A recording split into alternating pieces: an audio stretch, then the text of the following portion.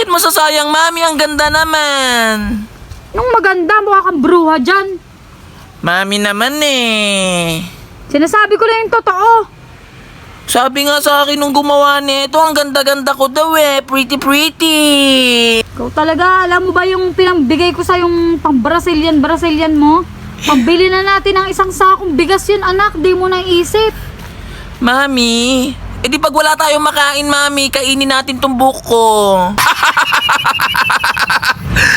Animal!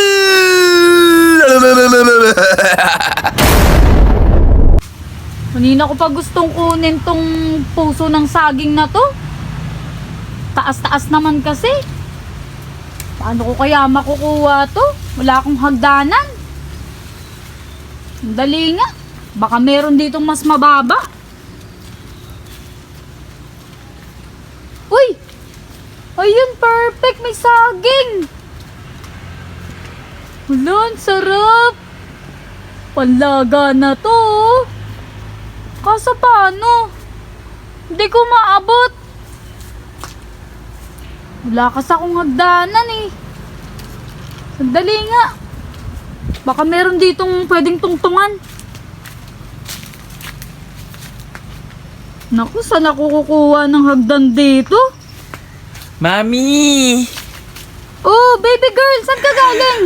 Mami, ito na yung Brazilian hair! Brazilian hair? Oo, Mami! Ayan na yun? Yung pinagawa ko sa salon. Ang ganda, diba? Ano ka ba naman, baby girl? Sinayang mo yung pera natin. Bakit masasayang, Mami? Ang ganda naman. Nung maganda, mukha kang bruha dyan. Mami naman eh. Sinasabi ko lang yung totoo. Sabi nga sa akin nung gumawa nito, ang ganda-ganda ko daw eh. Pretty. Siyempre, para may customer sila palagi, di ba? Mami, pare-parehas na kaming buhok ng mga friendly ko. Kasi kailangan pa makipagsabayan sa mga yun. Alam mo, wala tayong pera. Hindi, Mami. Gusto ko lang kasing masabing mayaman ako. Pero sa totoong buhay, walang-wala naman talaga. Gusto ko lang makipag-level up sa kanila. Kasi nakakaingit sila eh. Naiinggit ka pa. Alam mong walang pera yung magulang mo. Okay lang yun, Mami.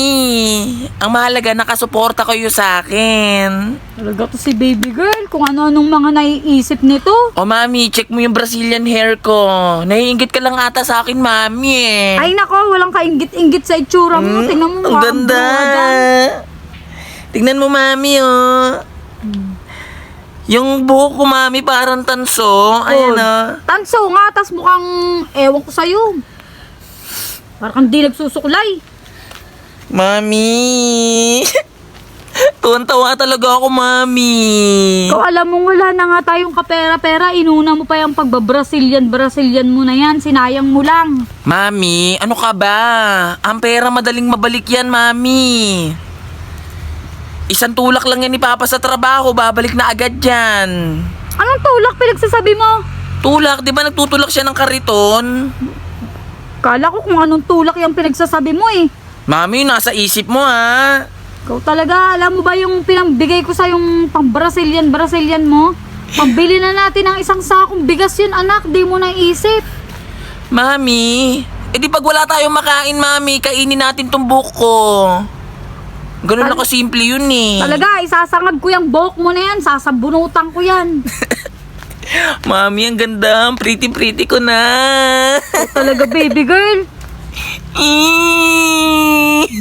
Ganyan ka pa. May pagyayabang na ako, Mami, sa mga friend ko. Nakikipagsabayin ka pa doon. Alam mo mga mayayaman yung mga kaibigan mo. Yun nga, Mami, sinasabi ko sa'yo, Mami. Sa totoong buhay, walang-wala tayo. Gusto ko lang ipagyabang yung sarili ko. Kahit ang totoo naman talaga, mahirap naman tayo. Yun talaga yung totoo. Oo nga, Mami eh. Ya, ikaw. Dami mong sinasabi. Sige na, maghugas ka na doon ng plato. Umuwi ka doon sa bahay. Talaga tong bata na to, iniistorbo pa ako mag-ani dito. Sana ba ako? Sana ba yung saging na yun?